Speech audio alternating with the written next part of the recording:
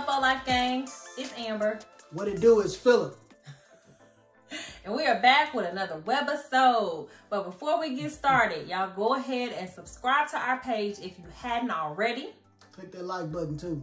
Click that like button. Leave us a comment below. Yeah, we appreciate all the love. For sure. What are we talking about?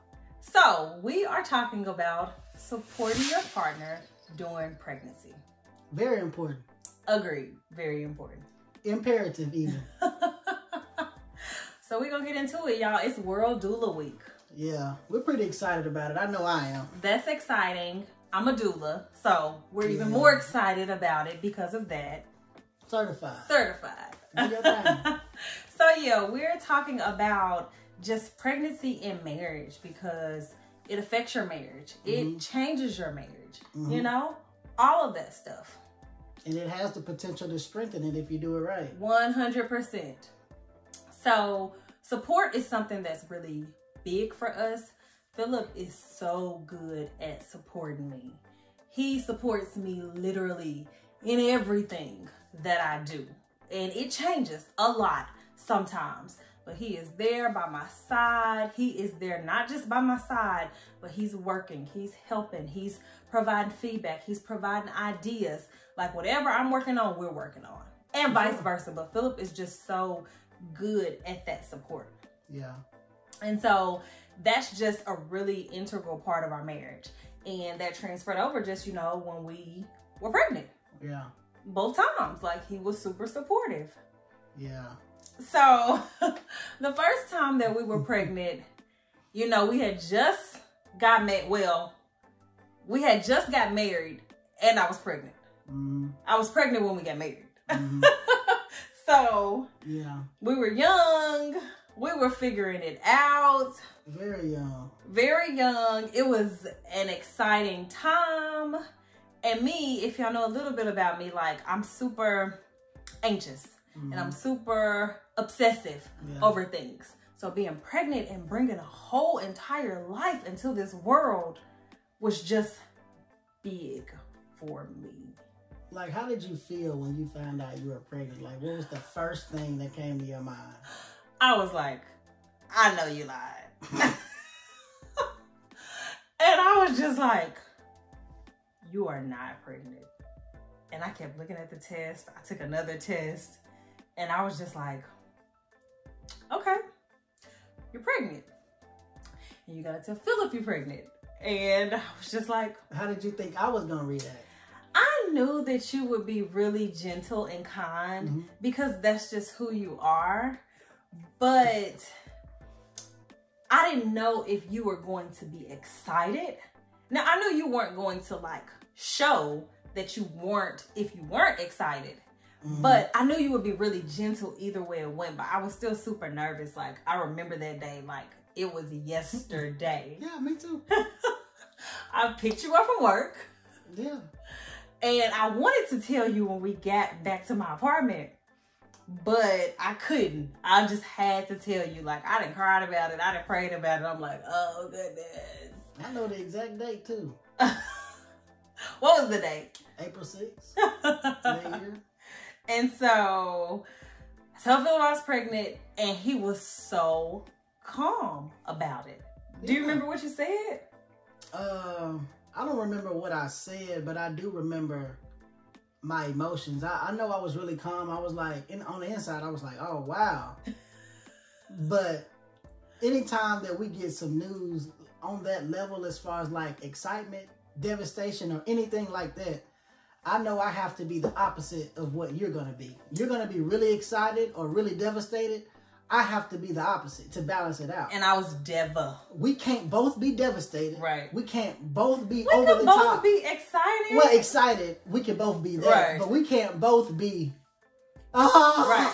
What we going to do? Devastated. Yeah. I had, what was I, 24? No, I was 24 when we got. Yeah, I was 24. I was 24. Yeah. I was devastated. Like, having a baby wasn't in the plans at that moment. No, it was definitely in the plans, but not at that moment. And so I was super devastated. So I told Philip I was pregnant. I'm pretty sure I was crying like as I told him. Yeah, for sure. And he was so calm. Like I watched his face the entire time, and his facial expression never changed. Yeah. Like never. He didn't pause. He didn't do anything. He was like, he was like, okay, we having a baby. And he didn't do nothing else. He was driving. He didn't do nothing else. And I was just like, I couldn't like slam on the brakes or nothing like that. But he didn't even be like, you know, raise that eyebrow. He didn't do nothing. He was just like, okay. Well, because the thing, I knew you weren't making it up. Right. I knew that you had something on your mind by the way I even saw you when I got in the car, because you picked me up from work, and I was like, what's going on? Even before you said anything, I was like, all right, something going on. She gonna tell me. Yeah. And within 2 minutes of the ride, she laid it on me. I'm pregnant. All right. And then he was like, okay, we're having a baby. All right. So and then after that, we immediately started making plans. Yes. We opt out of your lease. And it was just like a bigger place, and literally from that moment, for the rest of the year, it was just baby. Oh my gosh, man! Stuff. But it was such a sigh of relief for me, because like I was watching him so close to see if you were like upset, you know, just anything, and you never felt that way. And we even called somebody afterwards, and you told them Spice. And you were excited about it. And so that made me feel so happy. I was like, okay, I'm devastated, but he's not devastated as well. Because I would have been devastated if you were devastated. Nah. And so it was kind of rough, because for like 2 weeks, I was just like, this was not a part of my plan right now. Like, this could not be happening to me. I mean, it wasn't a part of my plan either, but anytime that something like that happens with someone that you're in love with, it's all good. It ain't like it was a one-night stand. It ain't like it was a love child. So now I would be devastated if it was any of the other. Right. But no, we have been together. Yeah. Shoot, how many years at that point? Right. So okay, like, you know, it was cool. Yeah, it was cool. But then now I'm pregnant. How was I during that first pregnancy? Oh man. Obsessing over everything. There was a lot of preparation. And there was a lot of dual preparation, because we were preparing for baby and wedding at the exact same time. So your anxiety was through the roof. But just the normal cravings of Captain Crunch every week. Oh, we're going to talk about the cravings later. My bad. I definitely had those cravings. But nah, it was crazy, man. Like, it was, emotions were everywhere though. Yeah. And that first pregnancy brought us so close together, at least for me, because I remember at one point being like, wait, we got to go to work? Wait, we got to be away from each other? Like, I felt like, for me, and I still feel like this, when you're pregnant, like, you should just be taken care of and just adored and loved and catered to. And when reality was like, yeah, that's cool and all, but y'all got these bills, so and life gotta go on. You going to work, he going to work. I didn't want to be separated from you. Yeah. Like, and it was like every day I was so ready to get home or to lunch, because I just didn't want to be separated from you. And I'm like, I'm growing this life inside of me, but it's our life together. And I need you to be by at all times so this baby can hear your voice. And I can't, boo. I gotta go to work. So that was an adjustment for me. And I think maybe it wasn't as realistic as, you know, it probably should have been. But I just wanted to be with Philip all the time. Like, we even got to the points where we had lunch together every day. Yeah. Every day. And we didn't work at the same place. Nah, we didn't work too far from each other. But yeah, but we had lunch every day and everything. But even just through that, let's talk about, like, as I got bigger and, you know, those changes, like, how were you supporting me, and what was going through your mind on, like, having to support me and all of that? Like, what were you thinking about? Well, I was really excited. I mean, because this was my first time being with the mother of my child every single day. Right. Because, you know, when I had my son in college, I was away. Right. So, but this being the first time me being there literally from day one. Right. All the way up until the end. That was a special moment for the both of us. Yeah. So I know you were really excited about that too, knowing my situation. I wanted the first. Yeah. So even though this isn't my first child, this is still my first time experiencing the entire thing. Yeah. So it was new to me, but at the same time, I was just so happy and so excited just to see your body change from the whole Coke bottle shape to just, you were looking so beautiful. To what? You were looking beautiful, baby. You know? But from Coke bottle to what? I mean, you know. I don't. You were still the number 8. You were evenly distributed from the top and the bottom. Yeah, my stomach was all the way out here, and so was my butt. Oh my gosh, man! I got so big. Baby, what was your favorite thing to wear? Okay, so I had to wear some slides because my feet would be swollen sometimes. So it's literally December, and I got on sandals because I couldn't fit any of my other shoes. And then, and now looking back, I'm like, okay, that probably wasn't the best sign. But, and then, so the first pregnancy, I wore dresses. Yeah, because it was mostly summer. It was. You know? And so the dresses were cool. Yeah. But then that second pregnancy, it was leggings. But then what's so crazy was it took so much work for me to put the leggings on. Like after that, I needed a break and a snack. Yeah. So, but back just to our support, like, you did a really good job at like supporting. And when I say support, like even down to like, at one point I couldn't even put on my own shoes or my socks. And literally every day, whether you was feeling me or not, you had to put on my socks and my shoes. Yeah. I never did like get tired of you though. You didn't okay. I don't think so. At one point I thought you did in the first pregnancy because I cried so much. Yeah. I was so emotional and I was never this emotional. No, not at all. And then it's like I got pregnant and I got really emotional and the emotions, like that part stayed with me. So from pregnancy up until now, I'm this super emotional person that I wasn't at first. Like crying was not a thing for me. And then when I got pregnant, I cried at least like 2 or 3 times a week. At least. Probably, yeah. At least. From what I saw. But I cried all the time. But yeah, you probably cried more than that when we not being around. I cried all the time. What was that one cry that we be talking about all the time? With the Chick-fil-A? Yeah. So, y'all, I was hungry. And that's the one thing about both my pregnancies. I ate so much. I was hungry all the time to the point where I got tired of eating. Like at one point, I remember crying about that. I'm so tired of eating food, but I'm so hungry. But this one time, just like Eddie Murphy and that's exactly how I felt on the Nutty Professor. You know the Nutty Professor. Yes, when he was eating them M&Ms and he was crying at the same time. Yeah, that was me for real. That was But Philip was bringing me lunch and he was bringing me Chick-fil-A, and I remember telling him I wanted 2 Chick-fil-A sandwiches. And I was so hungry. I don't know how long it really took him. Just a normal time. But I was sitting at my desk at work and I was like, what is going on? Like, was it traffic? Was there a lot of people at Chick-fil-A? And literally, the moment he walked through the door was the exact moment that I was about to break down in tears. She just thought I was taking so long, but it was the normal time. So he walked in as I'm literally like...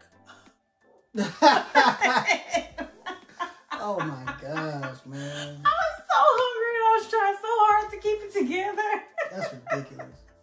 That is. But then I look back on those moments and I'm like, how are you dealing with those moments? I mean, that was cool for me. I mean, because like anything that you wanted, I was going to do. Whether it was late at night, run us to Waffle House, or if it was, you know, just giving you a snack or whatever the case may be, I was fine with that. Because I thought that was what I was supposed to do. Okay, so you always went in thinking that was just your job. Nah.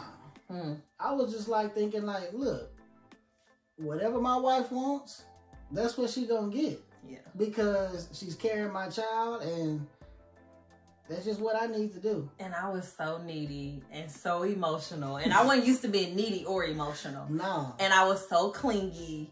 I was just a mess all the way around. And Philip was so patient. Even when I would cry, he would be like, okay, so let's talk about it. How can we work through this? And I would cry over. I dropped my purse. Yeah, cry. I'm crying. Well, for one, I'm big. So I dropped my purse. I can't bend down to pick it up. I got to get you to bend down to pick it up. Or I got to find a way to pick it up if you're not around. It was just a lot going on in my life. Oh, tell them about the time you cried the day that the C-section was scheduled. Because we had to eat that food before we Okay. Oh my God. Okay, so with our first, I had a C-section. It was an unplanned C-section, but he was breached. Mm-hmm.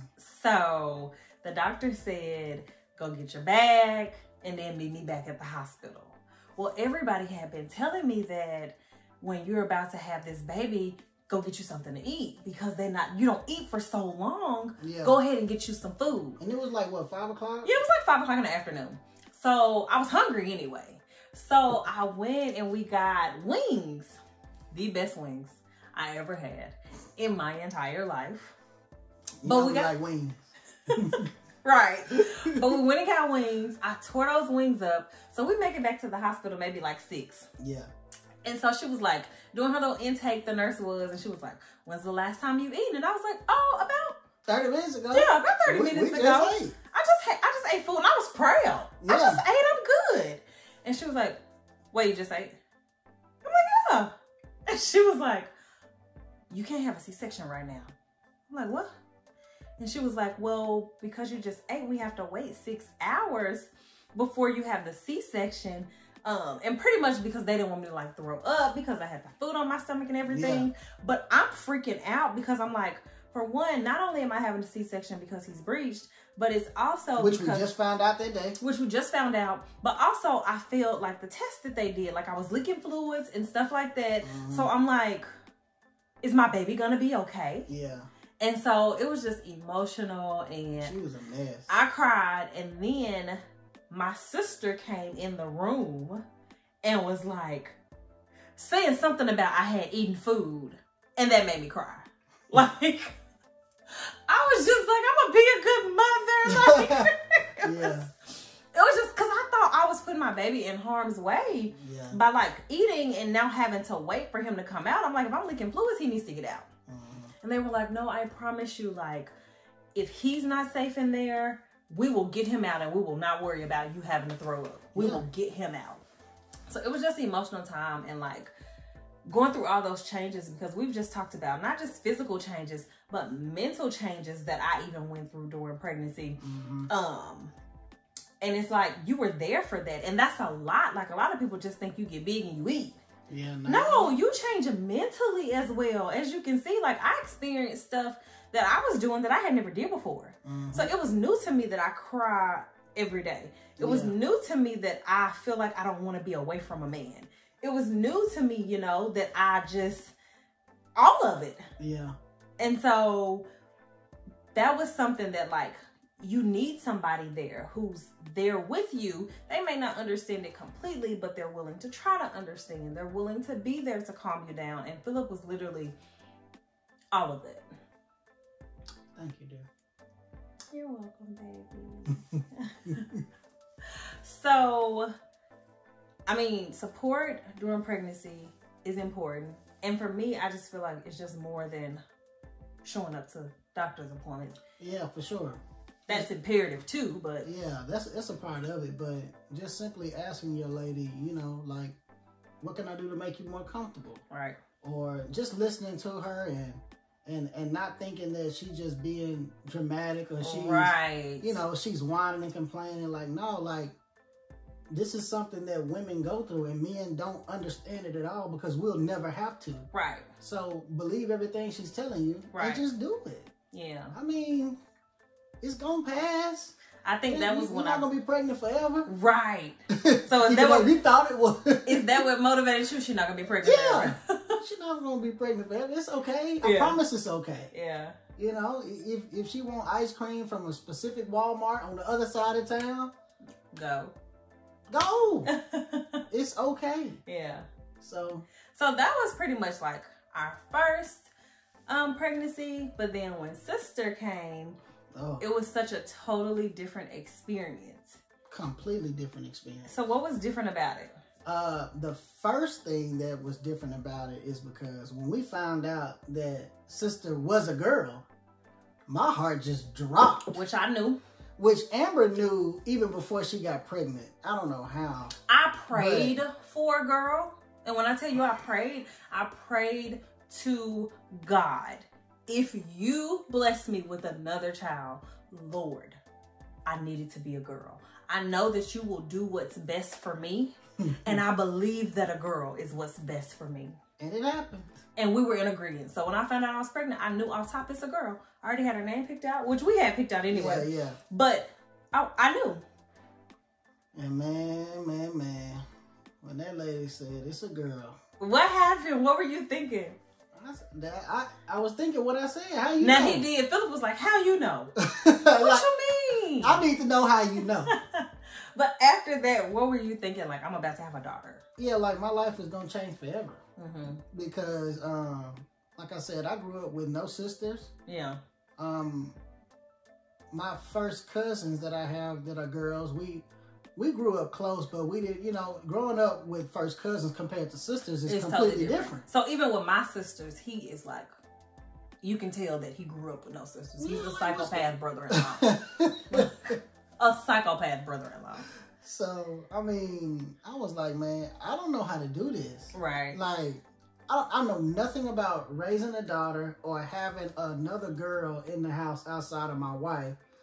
Like, man, this is going to be different. And I remember even having to tell you, boo, it's okay. I've been through this. I'm a girl. I got a little experience in this area, so I promise it's okay. Man, but I know that my mind changed as far as like having to be more gentle and making sure that I don't treat her any different than I do the boys, because you don't want to, you know, make her think because she's a girl she can't. can't. You know, like, nah, forget that. And she be right there with the boys. She do. Right there. When I grab my tool bag, she grabbing stuff out my tool bag. But so pregnancy wise, like support wise for our marriage, and that's something we didn't really talk about. Let's go back for a second. First pregnancy, how did that affect our brand new marriage? It definitely forced us to communicate even more. Agreed. It forced us to grow up really fast. That's something big that it forced us to do. I mean, real fast. Because even though we were young adults, bringing a child into the world, it was totally different. You gotta prepare on another another level. So other things that we really focused on, other people our age who may have been newlyweds, they weren't focused on that. We were focusing on preparing for our baby. So that's a good point. Indeed. It also, you just brought up our friends, you know, at that time too. Like, while my friends were still going out, and even my friends that were married, when they were still hanging out, like, we had to be at home because now we got to deal with a baby. You know, so if y'all want to come kick it, y'all got to come kick it at our house. Right. And when you come kick it at our house, it ain't no staying late. You know what I mean? You got to go at a certain time. But you know, it just forced us to be more of a family. I agree. Like, quickly, we became like a unit.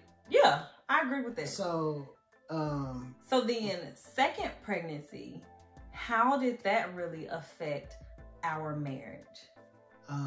Well, this pregnancy was a lot different because now we had a doula. So she educated us on just the proper things to do. How to we were more prepared, We were definitely more prepared. We were more prepared for the birth. The first time we just was like, oh, we having a baby today? But this time I was like, okay. It was like, what do you want? What do you want to happen? What do you want to do? And so that was definitely comforting when we talk about like the labor, but just even as far as like the entire pregnancy and stuff, now we already have a whole child in the house that's in the house full time, and then we're having another baby. So like for us, I know that when I'm pregnant, you are way more gentle, and you're gentle anyway. but you're way more gentle. Like you don't want to be like confrontational or anything like that when I'm pregnant. So what was that like for you? Second pregnancy?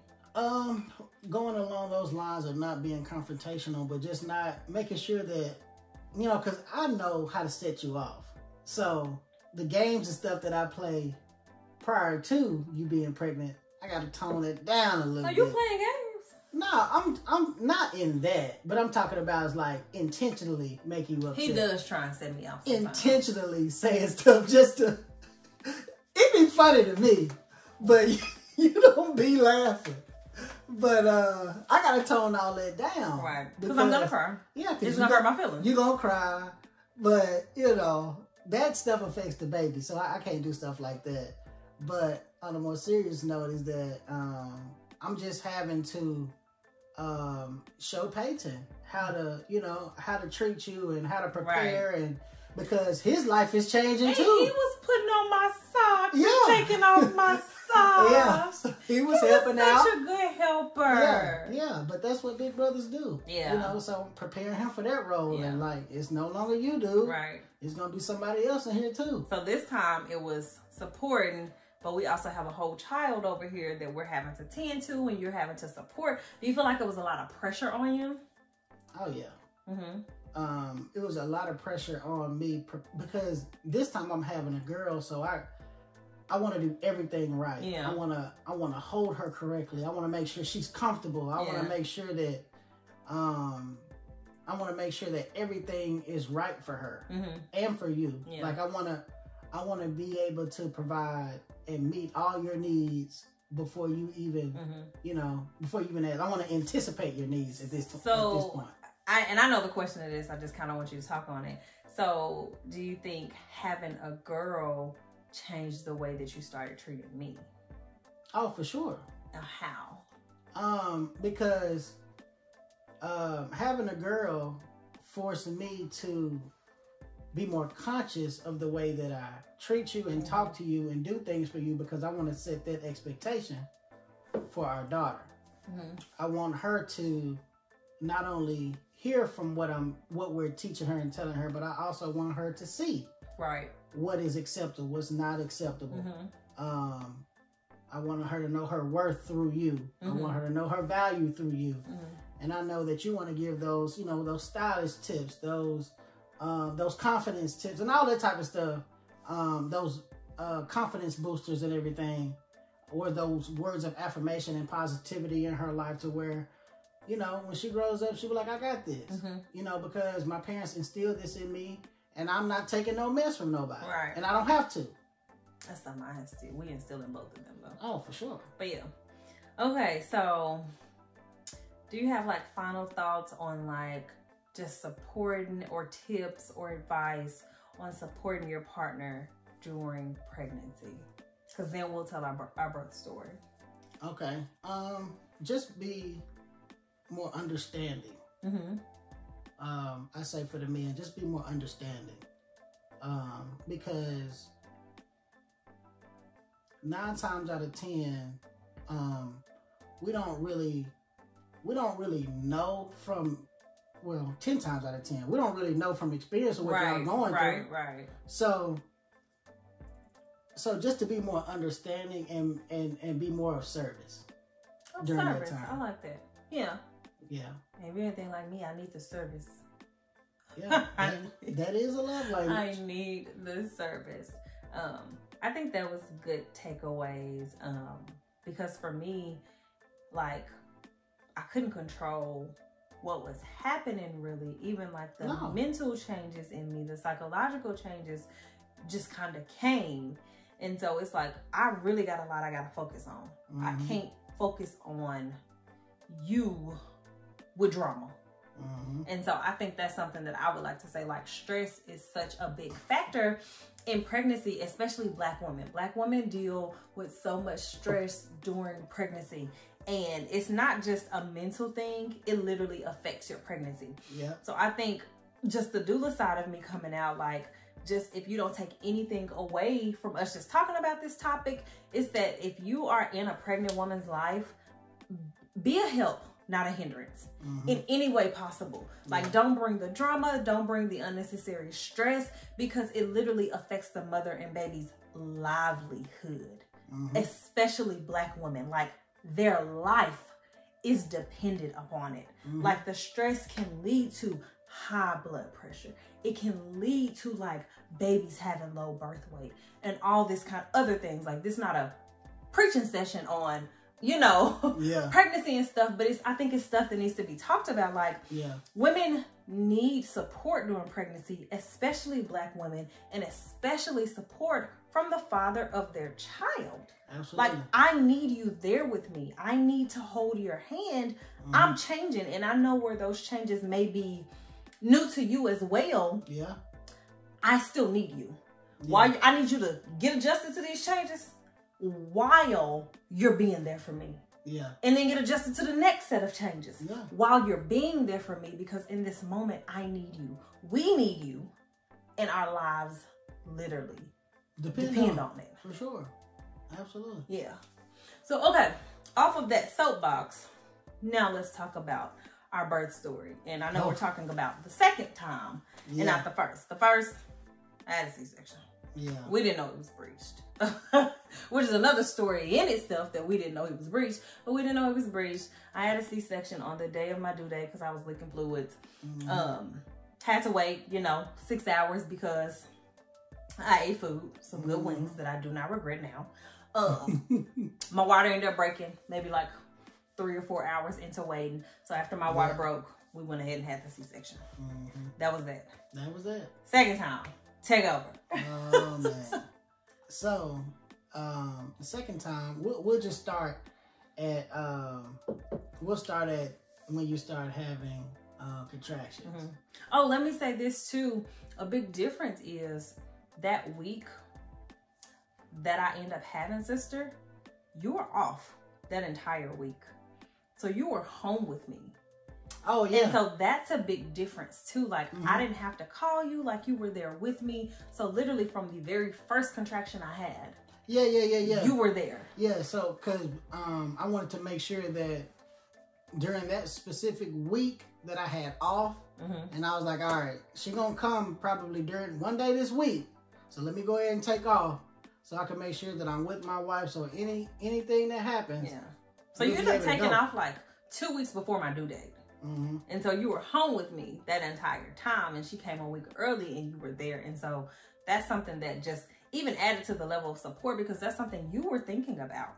Like, I want to be here. I want to make sure she's okay. And so that really just gave me another level of comfort. Like, he's here. Yeah. Okay, you go. All right. So, contractions started. Oh my goodness. Go ahead. So contractions started, and to my memory, they started in the middle of the night, kinda. So we went to the hospital. No. Or they let us go. Let me start. So I had light contractions like throughout the day. Maybe like early that day we were dropping off Peyton. I had light contractions, and I'm like, okay, light contractions, cool, no big deal. Went throughout the day, and I went to bed that night, took me a good bath, went to bed that night, and I was still just having like the light contractions or whatever, but they woke me up out of my sleep. And when they woke me up out of my sleep, I'm like, okay, these are big, that I can't sleep through them. And so I called my doula. She was like, all right, well, I will meet you at the hospital. Now, what time was this? This was probably like 2 o'clock in the morning. Right, okay. No, at first, I was up by myself. You were sleeping, I was having those contractions. Okay. And then eventually I couldn't just move through them with ease. So then she met us at the hospital. So this time it's probably like 3, 4 o'clock in the morning. She met us at the hospital. That's right. They measure me and they're like, oh, sweetheart. You like dilated what, 1 centimeter? You're dilated barely a centimeter. Barely. We don't have action right now. Like, and Amber was like, what? And I was like, that can't be. It's impossible. These hurt. That can't be. Like, they hurt her. And so they end up giving me like an Ambien so I can take it and sleep through it. And they told us to go home. So I take the Ambien, we go home, and they're warning me like, okay, this Ambien is gonna knock you out. So don't take this Ambien until you're almost home. By the time you hit that bed, you're gonna be out for a while. Man, that did not happen. Cool. That did not happen. Did not. I probably slept for maybe an hour. Maybe. And I couldn't really sleep because the contractions were so big. So then now we have to get up. We got to take Peyton to school. Philip takes him to school. I'm having these contractions. I'm breathing through them. I'm doing my little techniques, but they are heavy. Heavy. You come back and they're heavy. So literally all day we just worked through contractions. All day. Like literally all found day. Different positions, tried to watch TV. He gave me massage. You know, all of this, we just working through these contractions. We moving around. We walking around. And then we got to a point to where they were so bad, like to where I'm just like crying. No, did I cry before we got to the hospital? Yes. Okay, so we got to that real bad point. I'm like, call my doula. Well, my doula thought that I was asleep this entire time. Like, nah. I was never asleep. Nah. So she was like, okay. Yeah. I know that we had plans and all of this, but I think we probably need to go ahead and go back to the hospital. So we get back to the hospital and I'm like, maybe 3 centimeters. Maybe. And at this point, she pissed. Yes. She like, ain't no way. Because we've been doing all this work all day long. And I'm maybe 3 centimeters. Oh, and man. I feel like I have a high tolerance for pain because my thing was, and I remember thinking this was like, not I need somebody to take this away. I was just like, well, you can't go backwards. You have to have the baby. Yeah. So you have to let this part happen in order to have the baby. Yeah. And so for me, I'm pushing through it. I'm exhausted. You know, I'm in so much pain. I'm like, I mean, you gotta have a baby. You can't not have the baby. Right. And so, well, 2 things happened when we got to the hospital. And it's crazy because this birth experience was so magical for us. But it was also so crazy as far as like the health disparities that Black women face. So we get to the hospital, they're doing the intake and everything. I'm barely 3 centimeters. Well, the doctor does not want to admit me. Even though I have all this pain, all of it, he does not want to admit me. So I'm just in triage and I'm like, well, can I speak to the doctor? My doula isn't here yet. He refused to come to my room. That's the first thing. He refused to come to my room. Yeah. And this wasn't my doctor. My doctor was out of town. Yeah. This was the doctor on call. Yeah. I think he went out of town for like spring break. No, and I think he was back the very next day. Yeah, after we had the baby. But he refused to come to our room. Well, to come see me. Yeah. And you know, at the time, and this is kind of like a doula plug that I'm finna say, but it doesn't matter your personality. Like, I'm very good at speaking up for myself, speaking up for my family and things like that. When you're in labor, you don't have time to focus on speaking up for yourself. You got a little window depending on how far apart your contractions are, but you got to focus on what's happening to your body. And what's happening to your body is so massive, it's hard to focus on other things. Right. So that's also why you need like that support. You need somebody who can advocate for you and all of that, because you literally cannot, depending on like how intense your contractions are. Right. And so we end up being in triage for hours. Hours. Because then eventually the nurse just felt bad for me. And she was like, I checked you and you're 4 centimeters. You have to be 4 is what he was saying to be right. That was it. 4 or 5. I wasn't 4 centimeters. But she pretty much said I was just because she felt bad for me. Yeah. So I'm in triage, laboring 4 hours. Yeah. But in that time, like my doula was like instructing Philip on like different ways to help me and help manage my pain and stuff like that. We were working. And so doing everything from dancing to yes. And so for me, it was really just a magical experience outside of like the disparities. But at the time, I can't focus on that. But I was so vulnerable and I had no choice but to be. But it was just me, you, and my doula. And so I had the opportunity to be, the privilege to be so vulnerable in a safe space with you. And like I cried and I was just so tired and, you know, I'm just wailing out in pain. And you were so calm and you were there for me. And you weren't just like sitting on your phone scrolling. I go to birth sometimes and it just bugs me so much when I see the dad just like on his phone, scrolling, whatever. I'm like, I mean, I know that you can't have the baby, but you know. You gotta be involved, right? Man. Philip was so attentive to me. Yeah. Even there were times, like we have pictures now where like the look on Philip's face, he just wanted to take that pain away from me so bad. I felt so bad because I was so helpless. I was like, man, these contractions are kicking her ass and I just want to at least take one. Right. So you can just have some time just to breathe because they were so energy draining. Yes. They were so tough. And they were coming back to back. And they were coming back to back. And at that point, we hadn't had any sleep. Yeah. You know, we were both exhausted. Right. We were like, man, look, how long? It was so much. Gosh, like, I was man. in labor for a little over 48 hours. And it was the most exhausting thing I've ever done in my entire life. But it was also the most magical thing that I've ever experienced in my entire life. Sure, but keep going. This is a good story.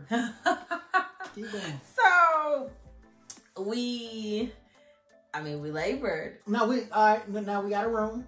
Oh, wait. And then it took forever for us to get a room because they kept saying they were cleaning the room. And then they were like, well, the floor has to dry. So we literally were in triage for like maybe like 5 hours. Yeah.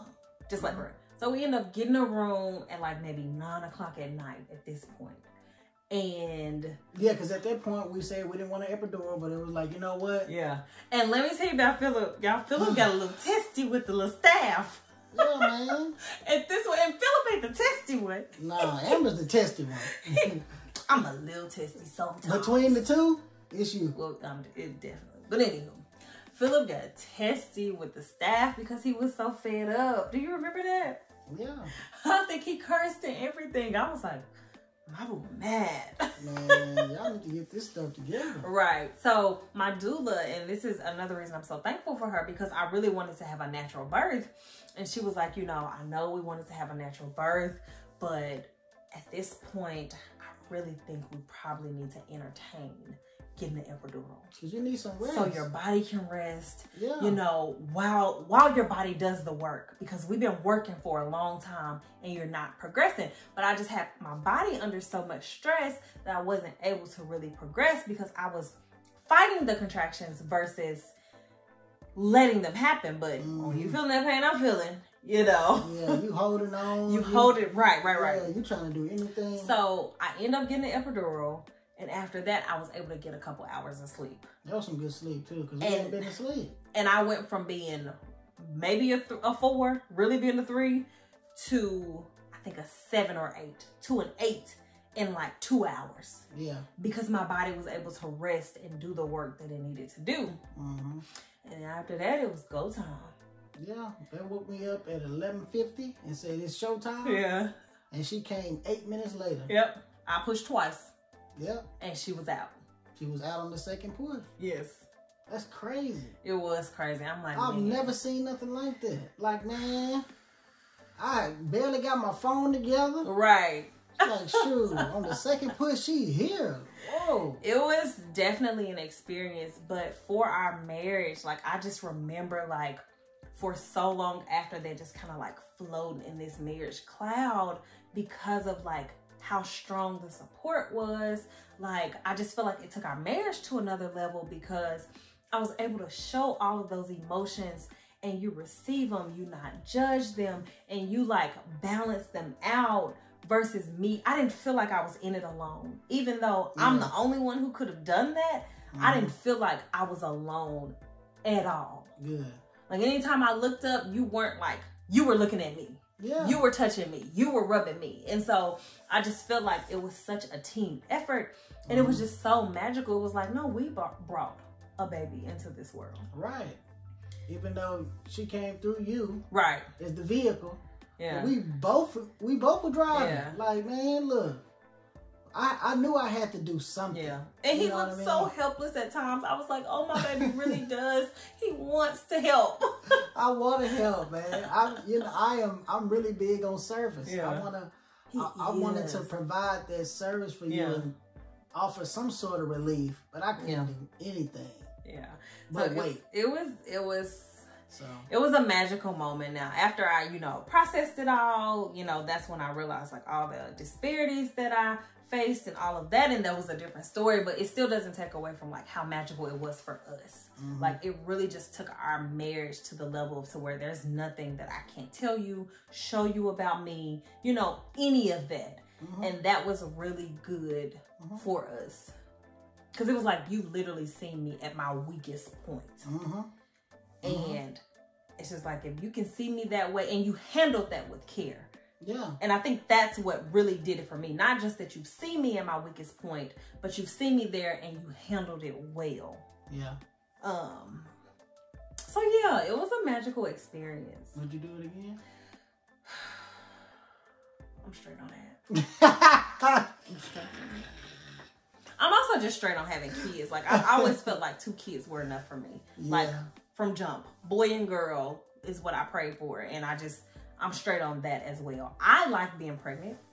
I enjoy being pregnant most of the time. Now, of course, I get to that miserable state at the end. Yeah. But I enjoy being pregnant because, like I said, I feel like people need to cater to me. And people are a lot nicer to you, too. People are so much nicer to you when you're pregnant. So much nicer to you when you're pregnant. People go out of their way for you when you're pregnant. And I just live for stuff like that. Yeah. They give you extra fries, everything, fast food, and all that. So I enjoyed being pregnant, but no, I'm straight on. Y'all see how Paisley taking us through. Oh my goodness! If y'all follow our Instagram stories, y'all see how she taking us down and through there. I'm straight on that. I love it. But man, but I'm good. And she just 3. And you know when they say that second child be that no limit soldier. That's her. She that one. So yeah. But okay. We got questions. All right. My first question is, what is the very first thing you think about when you wake up in the morning? It depends on how I'm awakened. Because if you're waking up without the kids waking you up, which isn't often, which is not often, but if I wake up that way, so when I wake up in the morning, and I've always been this way, I just need a moment to process life. I'm confused when I wake up in the morning. I don't know what day it is. I don't know what time it is. I barely know who I am when I wake up in the morning. Like I literally need a moment to just come back to myself and to my body. I don't have the same thing. So when I wake up in the morning, most of the time it's just a recall of life. Today is whatever day. You're Amber. Like, this is what happened last. So most of the time when I wake up, I'm probably thinking about my last memory. Or literally from like whatever happened last night. Or if I woke up in the middle of the night, I'm thinking about my last memory. Or if I had a dream, I'll think about that dream. But then once I'm centered, I think about what I need to do for the day. So how long does that take? For me to get centered? For your brain to actually kick on. Again, it depends on how I'm waking up. All right. So if it's from the kids waking me up, it's more immediate because my kids are in my face. So I don't have time to play around. It's kids, your mom. And that's like my reminder. You're somebody's mom. Yeah. Now, if it's not the kids, if I wake up naturally or something like that, it takes me, I'm gonna say for real, at least a good 2 or 3 minutes to get centered. That's ridiculous. To where I'm just and I understand what's happening in life. Now let me tell you about me. You be ready to go. Feel me so chipper. When I wake up in the morning, my brain automatically turns on. I am fully alert. I might not get out of the bed, but I am coherent. I know what day it is. I know whose birthday it is. I know what happened. All of that. It takes less than a second. My brain, I'm up. I might not be at the bed, but I'm awake. My brain be like, where is the power button? How we turn this on? I know what I got to do that day. All of that. So that's immediate for me. Okay. But the first thing I think about is what day it is. Because you go through your little history thing. I go through that in my mind as far as like whose birthday it is. So depending on who that is, who I need to contact. what happened on this particular day, so that like if an album or a particular song or something come out, that's something that I'm listening to all day. So that you know that sets the tone for my day. Right. So that's typically the things that I think about the very first time I wake up. Okay, what's your next question? All right. So my next question is it's gonna be really good for you. Okay. All right. You gotta pick one. Okay. Dinner with Michelle Obama. You better not say Beyonce. Or a 30-minute uninterrupted phone conversation with Beyonce. Oh, Michelle Obama. I need to be in person. Wow. Yeah. I am shocked. If you would have just said dinner with Beyonce or Michelle Obama, I would have had to think about it for a while. But if I have the opportunity to be in person, I'm taking T-Shell. So you telling me Taking T-Shell. you have the opportunity to talk on the phone. Beyonce has your undivided attention. It's just you and her. Hey girl, how you doing? Or Michelle Obama. I mean, this is your court. This is your answer. Dinner. All right. So you literally picked the two women that I love the most outside of my mama. Literally the two women. Yeah. No, dinner. Michelle Obama. All right. She's such inspiration, and Beyonce is too.